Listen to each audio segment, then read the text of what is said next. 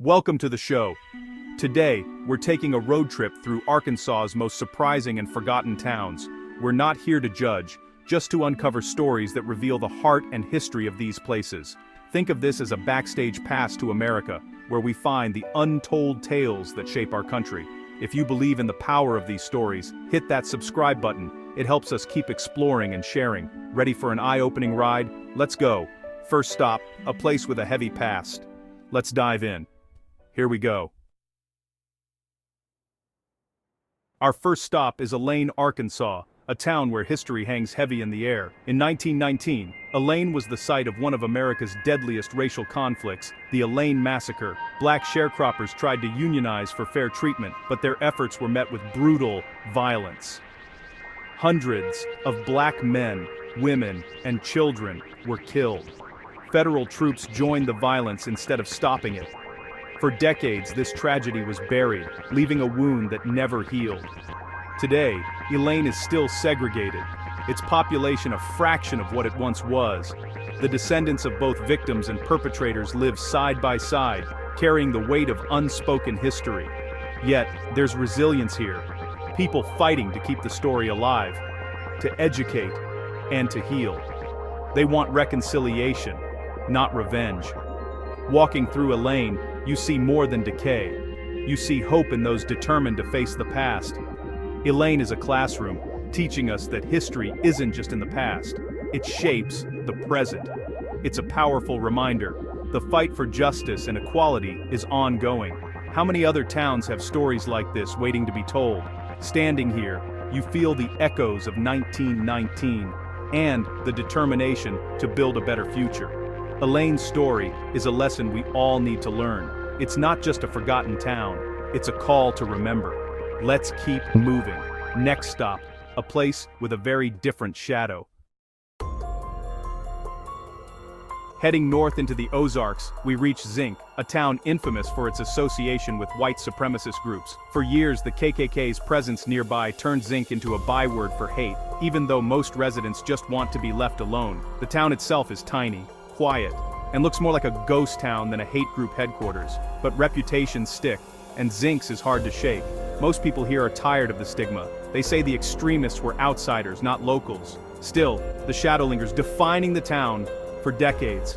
Imagine living somewhere you're ashamed to name, trapped by a narrative you didn't create. It's a different kind of tragedy, the loss of a town's identity to a caricature of hate. Residents distrust outsiders, especially with cameras, feeling misrepresented and judged. We're not all like that, one person told us, exhausted by the label. Zinc is a cautionary tale, how a few can poison a place's reputation for generations. It's a beautiful spot in the Ozarks, but its name is a warning sign. The cancer of extremism can infect a place long after the instigators are gone. Leaving Zinc, you're left with a sense of pity and confusion for a town lost in its own shadow. It's a reminder of how powerful and destructive labels can be. Let's keep going.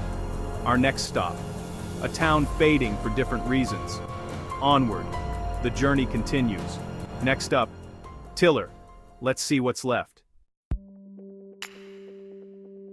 Now we're in Tiller, a town quietly fading away, a story playing out across rural America. Once a bustling railroad and cotton town, Tiller thrived on agriculture and commerce, but as farming became mechanized and railroads less vital, jobs vanished.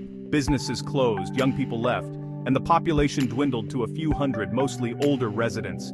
The empty storefronts and silent streets are a stark contrast to the memories locals share of a lively past.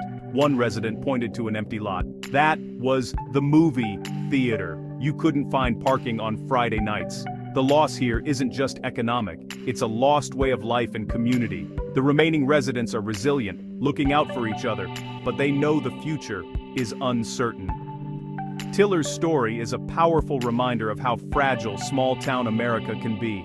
As these places fade, we lose more than jobs. We lose traditions, stories, and a sense of place.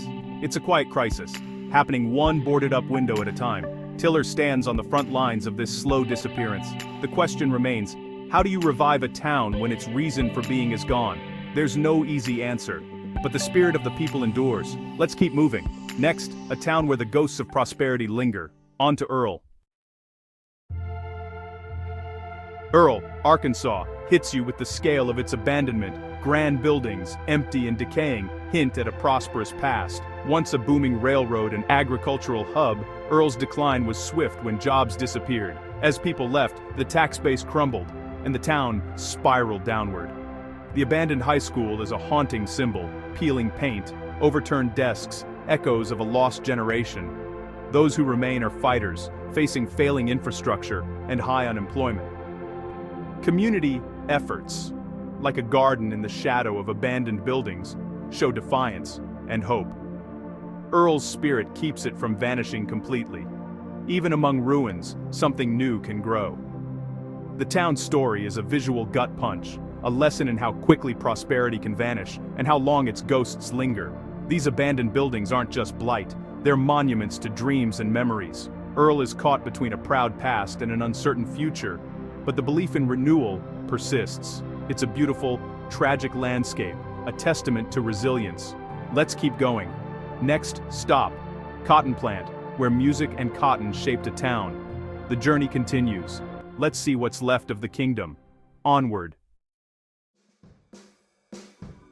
Welcome to Cotton Plant, a town built by King Cotton, once bustling with harvest and commerce. The cotton industry powered everything here, but mechanization changed everything. Machines replaced workers, and people left in search of jobs. The population shrank, and the town became a shadow of its former self.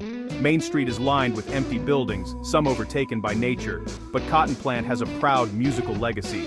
Sister Rosetta Tharpe, a rock and roll pioneer, was born here. The town clings to this bright spot, hoping to turn its heritage into a source of pride and maybe tourism. Still, the challenges are real. Few jobs, crumbling infrastructure, and a sense of being left behind. Yet, there's a spark. People working to preserve their story and their land. Cotton Plant gave the world cotton and music. Now it's fighting to hold on. It's a lesson in the boom and bust cycles that shape America. Let's keep moving. Next, a town divided by politics. On to Gould. Gould's story is defined by political turmoil, a small town torn apart by the fight for control. Majority black, Gould saw a shift in power in the 1980s as the black community began winning elections, but instead of unity, years of infighting, accusations, and recalls followed. City council meetings became battlegrounds and the town's infrastructure suffered. Streets crumbled, services lagged, and the constant conflict scared off investment. Residents are divided, each blaming the other side for the dysfunction. The political chaos became the town's reputation, isolating it further. Recently, a new generation is trying to move past old fights and rebuild trust. But the scars run deep. Gould is a cautionary tale. Even with a voice, a community can lose if it can't work together. The lesson? Division can be as destructive as decline. Let's keep going.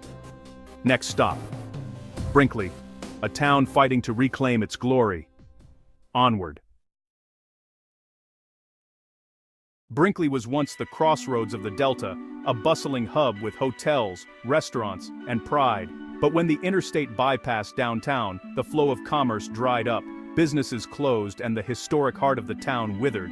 Now, modern commerce hums by the highway while downtown sits mostly empty. Yet Brinkley isn't a ghost town. Thousands still call it home, fighting to preserve its history.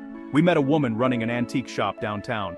This town has good bones. She said, we just question sour we beeren der jos, zijn sour to duren der and sour auren, we duren der, that's duren der wed der die Raymond, enschkin down. Mind people. Restoration efforts and community events aim to lure people back to the heart of town. Brinkley's story is one of resilience, a refusal to let the bypass be the final chapter. It's a microcosm of changing times, faded glory, and stubborn hope.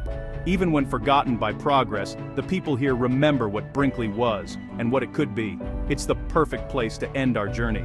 The struggle, the pride, the hope, it's all here. Thanks for coming along. One last thought before we go. Every town has a story. Let's wrap up. What a journey.